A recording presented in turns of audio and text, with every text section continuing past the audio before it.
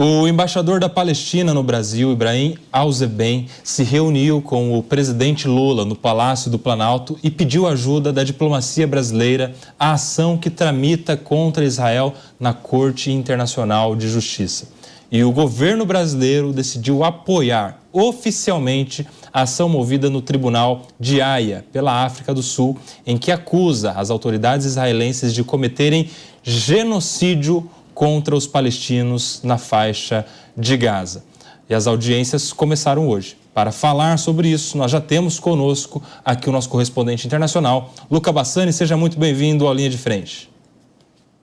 Boa tarde a você, Kobayashi, a todos que nos acompanham. Realmente é algo que está sendo acompanhado por toda a comunidade internacional, este julgamento que pode acontecer na Corte Internacional de Justiça em Haia. Essa é uma ação movida pela África do Sul que acusa Israel de genocídio, de acordo com a definição das próprias convenções, do genocídio de 1948, que indica que uma ou mais ações, quando são tomadas por um Estado ou por um grupo, para tentar acabar com um outro grupo, seja ele racial, étnico ou religioso. Israel nega todas essas acusações, mas como você bem falou no enunciado, não só a África do Sul tem se mostrado contrário àquilo que Israel realiza militarmente na faixa de Gaza, mas outros países como o Brasil e a própria Colômbia. O Brasil, que inicialmente, através do presidente Lula, tinha dito que iria analisar esse pedido, agora apoia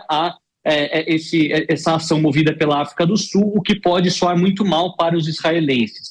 Vale ressaltar que, para os países signatários da Corte Internacional de Justiça, eles, teoricamente, devem cumprir as decisões da Corte. Porém, não há ferramentas suficientes para se colocar em prática aquilo que foi decidido, a exemplo do que foi votado ano passado, pedindo para que a Rússia acabasse com as hostilidades dentro da Ucrânia, e de fato a decisão não mudou em nada. A guerra da Ucrânia, logo mais no mês que vem, completará 2 anos.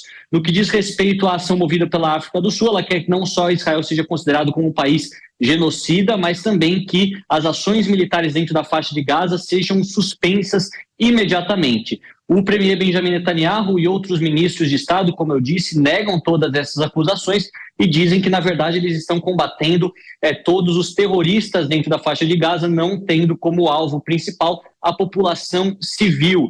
E também disseram que os verdadeiros genocidas são os membros do Hamas, que entraram no território israelense no dia 7 de outubro do ano passado, matando mais de 1.200 pessoas e levando 240 reféns. A relação entre a África do Sul e Israel piorou consideravelmente durante os últimos meses por conta da guerra, e muitos acreditam que outros países que vocalizarem um apoio a essa ação, como é o caso do Brasil, a Colômbia e tantos outros, podem também ter as suas relações diplomáticas comprometidas com o Estado de Israel. Nós vamos continuar acompanhando. Vale mencionar que hoje começaram as audiências. Hoje e amanhã, as primeiras, tanto aqueles que fazem a acusação do lado sul-africano quanto a defesa de Israel vão poder falar, mas a decisão da corte ela pode demorar muitos meses, até mesmo anos para acontecer, e nesse quesito a gente vai continuar sempre de olho, vendo se há alguma atualização, mas lembrando sempre que não há como a corte colocar em prática aquilo que será decidido no futuro. É algo que pode repercutir bastante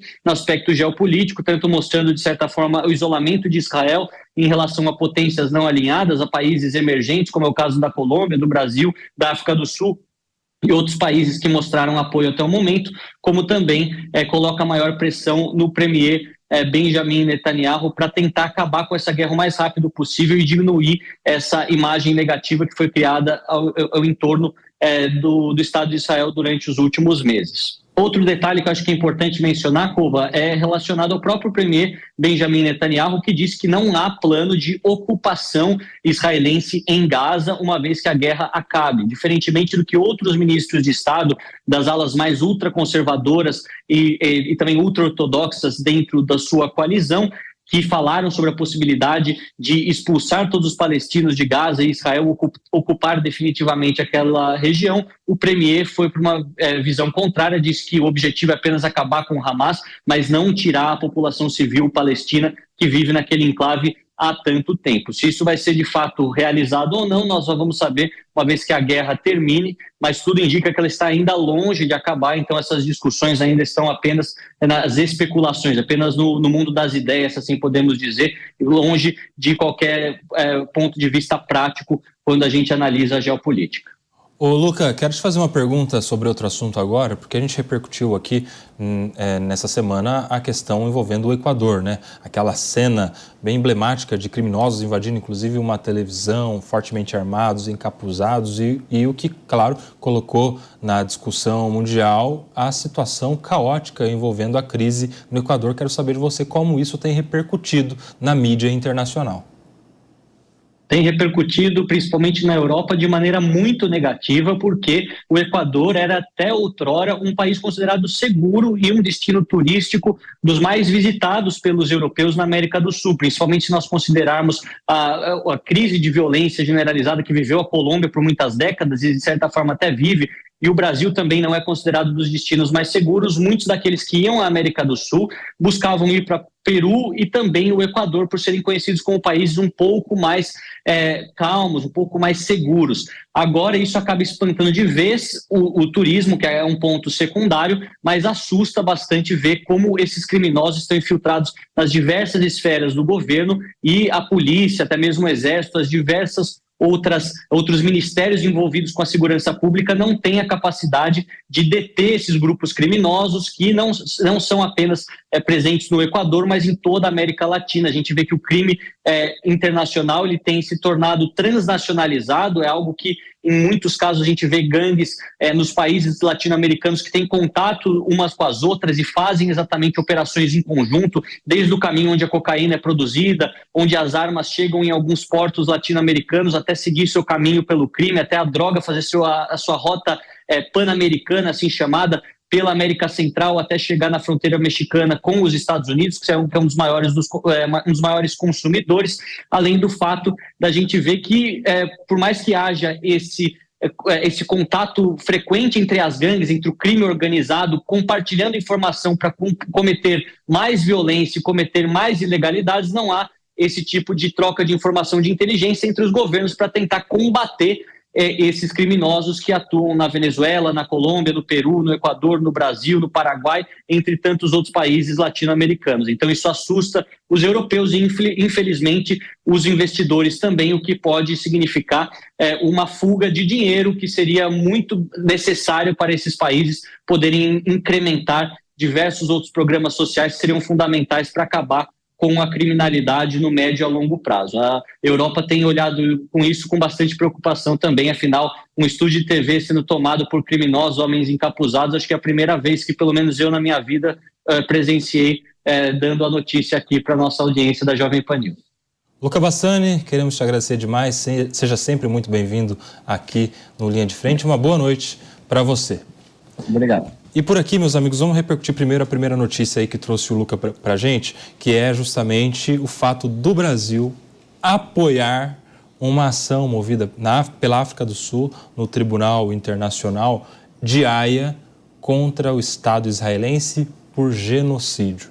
Felipe Monteiro, eu quero te ouvir, porque isso rompe uma tradição brasileira na diplomacia internacional que sempre foi pela neutralidade. Quando o Brasil toma um partido como esse, contra um Estado importante e parceiro, como é o caso de Israel, acusando-o, de certa forma, de genocídio, porque se apoia, subscreve a ação feita pela África do Sul, a gente perde um valor muito importante na nossa diplomacia e que nos dá, portanto, muitos acessos e condições de negociar com o mundo inteiro, que é o fator da neutralidade. Você enxerga dessa maneira também? Eu enxergo dessa maneira também. No meu entendimento, eu não entendi realmente por que o governo tomou essa postura de apoiar a África do Sul nessa denúncia na Corte de Haia sobre a guerra Israel e Hamas, acusando Israel de genocida, né? Eu não sei o que o Brasil ganharia com isso. Eu até entenderia se o PT ou algum partido de esquerda fizesse alguma moção favorável à ação da África do Sul, mas o governo brasileiro, como governo brasileiro, tomar um partido desse não tem nada a ganhar e foge realmente do que sempre pautou a relação exterior do Brasil, que é o princípio da neutralidade. E, infelizmente, a gente sabe que Israel e Hamas é uma guerra atípica, anormal, um Estado democrático contra uma organização terrorista, e, com certeza, ninguém está fugindo disso, está gerando danos irreparáveis na sociedade da Palestina. Isso é um fato, isso é um dado. Está tendo vários abusos, várias arbitrariedades, sim, de Israel relacionado com a incursão na faixa de Gaza, mas daí o Brasil, como Estado democrático, querer entrar nessa confusão que não vai trazer nada, não vai nem ajudar a acelerar o processo da Corte de Haia, eu acho, na minha opinião, completamente injustificável e absurdo por fugir da tradição do Rio Branco, né? Ô, Cristiano, é muito interessante porque quando o Brasil toma essa posição de apoiar uma ação contra Israel e por genocídio, a gente está tentando condenar um Estado que, na verdade, foi vítima de genocídio, que é do povo judeu. Isso tem um símbolo, inclusive, né? Não é simplesmente uma acusação jurídica que alguém vai lá e se defende. A gente está falando de um assunto que mexe com a moral, com a honra, com a história, com a memória de um povo, que é o povo israelense, que quase foi extinto pelo genocídio nazista. Então, esse símbolo agrava ainda mais, de certa forma, essa questão envolvendo a decisão brasileira de apoiar a ação no Tribunal de Haia. Você concorda? Exatamente, concordo totalmente, Koba. Eu vejo essa manifestação oficial do Brasil como uma manifestação totalmente fora de compasso. Não existe justificativa nenhuma que faça com que o Brasil devesse tomar essa posição, devesse tomar uma posição tão emblemática como essa, como você bem colocou. Hoje em dia, se usa essas terminologias para qualquer coisa, né? Tudo é genocídio, tudo é isso, são hipérboles que são usadas para tudo. E não tem a menor condição, especialmente quando se trata de diplomacia, quando se trata de relações políticas internacionais. Um país como o Brasil não pode ficar à mercê de eventuais arroubos retóricos e falas como essa. O Brasil deveria se posicionar, sim, na defesa do Estado que foi atacado, do Estado de Israel. Se fala muito, especialmente no campo de alguns setores mais à esquerda, se fala muito sobre esse genocídio, sobre práticas irregulares de Israel em relação a Gaza, mas tudo isso é factoide. O fato é que, do ponto de vista concreto, nós tivemos um ataque mortal que esse grupo terrorista que é o Hamas fez a Israel e que acabou gerando uma guerra que perdura por 3 meses e ainda não sabemos até onde vai dar. Renato Batista, eu quero te ouvir porque se o Brasil se posiciona, como nesse caso, apoiando a ação da África do Sul contra o Estado de Israel num tribunal internacional, acusando Israel de genocídio, então o Brasil tem que começar a acusar os outros países também. Se optou por sair da neutralidade, então a gente tem que tomar critério nas acusações. Será que a gente vai ver, por exemplo, o governo brasileiro acusando o Putin de algum crime de guerra que tem praticado contra a Ucrânia, por exemplo? Será que o governo brasileiro vai começar a denunciar a Coreia do Norte pelos testes, pelos exercícios militares que envolvem questões nucleares e que também são proibidas? Será que a gente vai ver o Estado brasileiro denunciando o Irã por ofender a dignidade, o direito, a condição de vida das mulheres que lá são colocadas nessa situação de opressão? Porque é uma escolha. Ou você é neutro com todo mundo, ou você começa a apontar o dedo para problemas que dizem respeito a direitos fundamentais, direitos e garantias, crimes de guerra, crimes contra a humanidade, como é o crime de genocídio, mas faz com todo mundo, senão você fica um juízo muito seletivo. E quando tem um juízo muito seletivo, a gente tem, na verdade, injustiça.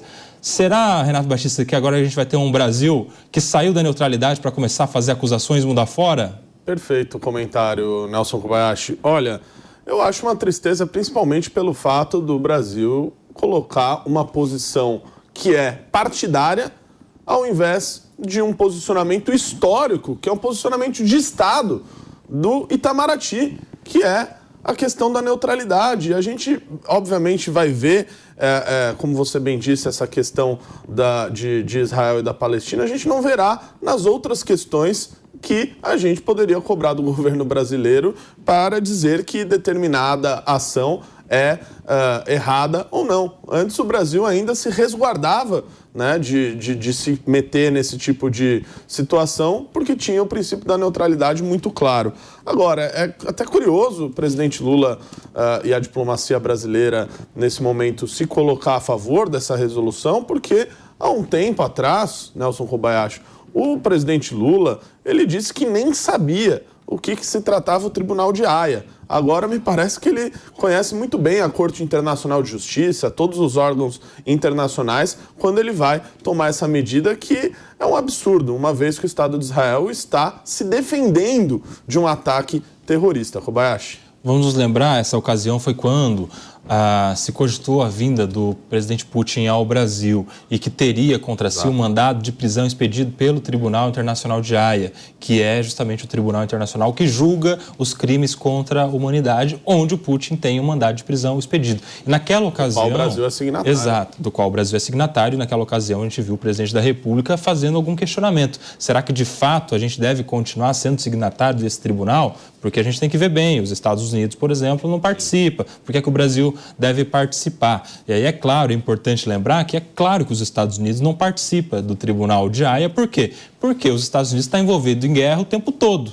Não é como o Brasil, que é o Estado da neutralidade, um Estado que prega a paz. Então, por isso é que os Estados Unidos não participam, porque ele seria uma vítima, vamos supor, aí, por qualquer ação que eventualmente coloque as ações de apoio dos Estados Unidos a Israel, apoio dos Estados Unidos à Ucrânia, como um ente a ser réu, vamos dizer assim, no Tribunal de Haia. Mas agora, aparentemente, a questão está resolvida na diplomacia brasileira, que reconhece não só o Brasil sendo signatário, mas reconhece a autoridade do Tribunal de Haia, vez que apoiou a ação feita pela África do Sul.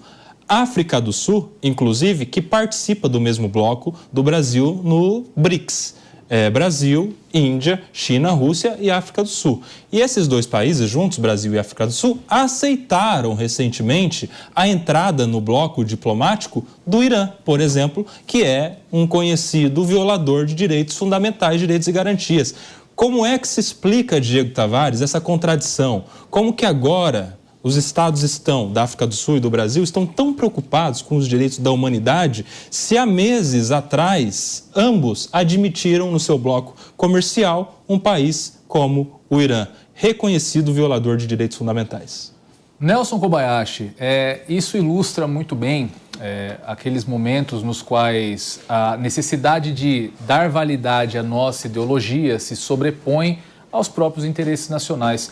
É claro que ninguém está preocupado com os direitos humanos, ninguém está preocupado com o que está acontecendo em Israel ou o que está acontecendo na Ucrânia. Estão preocupados em se aproximar dos seus aliados, de quem compactua das mesmas ideias de mundo que a nossa diplomacia, que o nosso governo.